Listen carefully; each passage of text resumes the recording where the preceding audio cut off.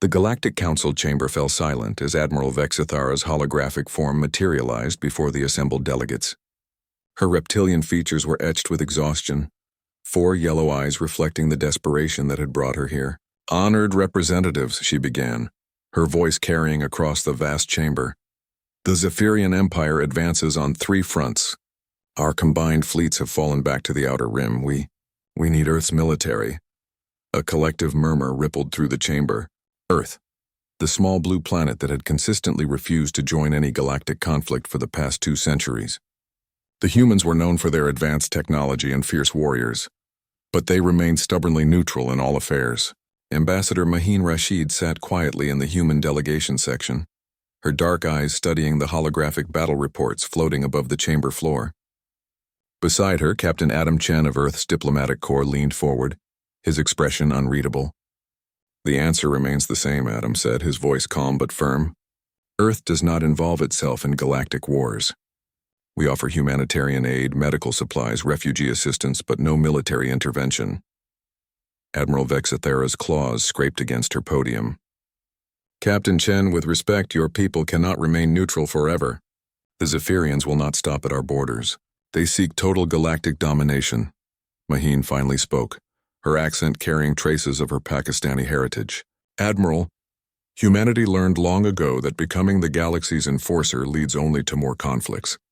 We will not be drawn into this war, regardless of the consequences." The session ended in familiar frustration, with the Council's pleas falling on deaf ears. As delegates filed out, Adam and Mahin walked through the station's corridors toward their quarters. "Do you think we're making the right choice?" Mahin asked, pausing at a viewport that showed Earth's moon in the distance. Adam joined her, crossing his arms.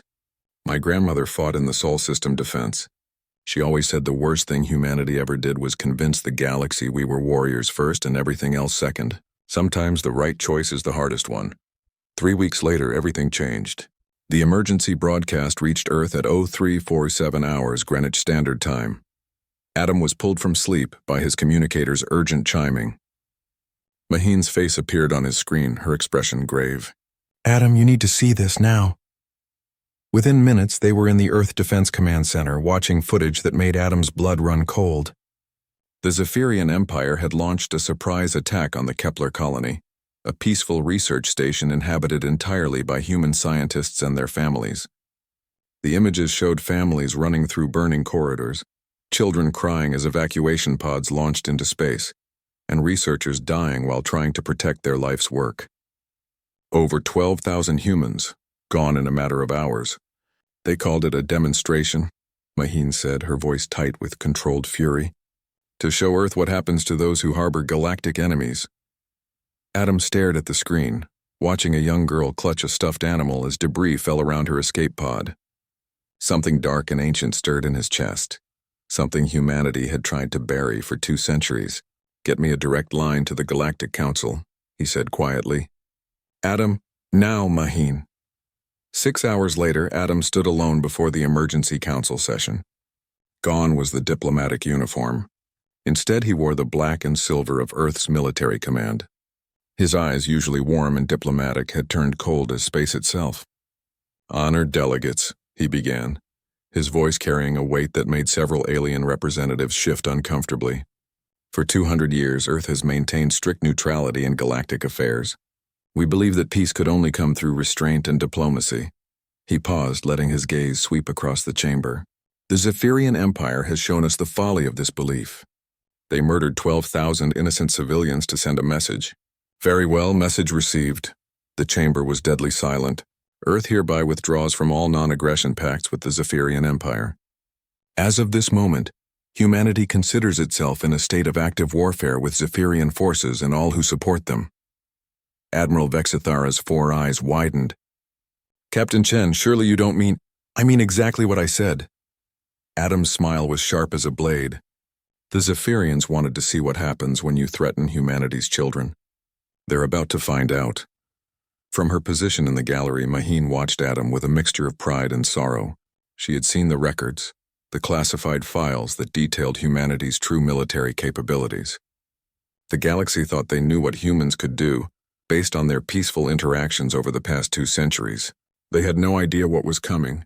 Within 72 hours, the first human battle fleet emerged from hyperspace at the edge of Zephyrian territory. What followed was not war. It was systematic dismantlement. Human fighters moved like deadly dancers through space, their pilots displaying reflexes and tactics that left enemy forces scrambling. Human ships, built with technology far beyond what most species possessed, tore through Zephyrian defenses with surgical precision. But it wasn't just the technology. It was the humans themselves. They fought with a focused fury that chilled alien observers to their cores. Each engagement was personal, each victory dedicated to the children who had died at Kepler Colony. They showed mercy to those who surrendered, but none to those who continued fighting. Within 6 months, the mighty Zephyrian Empire, which had terrorized the galaxy for decades, was reduced to a handful of refugee ships fleeing toward unknown space. Adam stood on the bridge of the UES Determination as they received the final surrender. Maheen joined him at the viewport, watching as Zephyrian vessels powered down their weapons. "Is this what we've become again?" she asked softly. Adam was quiet for a long moment. "No," he finally said. "This is what we've always been. We just chose to be something else until they made that choice impossible." He turned to face her, and she saw the diplomat returning to his eyes. "The difference is now we know the price of peace, and we know the cost of war. Maybe that will make us wiser." The Galactic Council would later record the conflict as the shortest major war in galactic history, but those who lived through it understood a deeper truth. Humanity had not joined the conflict to become the galaxy's saviors. They had joined it to remind the galaxy why sometimes it was better to leave sleeping giants undisturbed. Earth returned to its neutral stance. But the memory of human fury burned bright in the collective consciousness of the galaxy. And in the depths of space among the species that remembered the old days, a whispered warning passed from generation to generation. Never threaten their children. Never make them choose between peace and family. Because when humans stop being diplomats and start being human, the galaxy itself holds its breath.